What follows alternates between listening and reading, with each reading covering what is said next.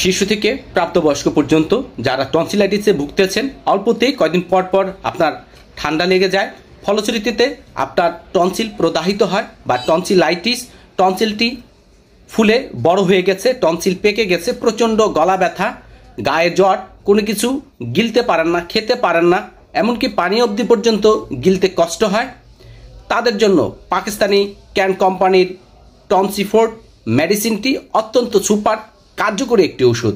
এখানে বেশ কিছু পাওয়ারফুল হোমিওপ্যাথিক মেডিসিনের কম্বিনেশনে এই টনসিফোর্ট মেডিসিনটি তৈরি করা হয়েছে। এটি ট্যাবলেট ফরম্যাটের ওষুধ।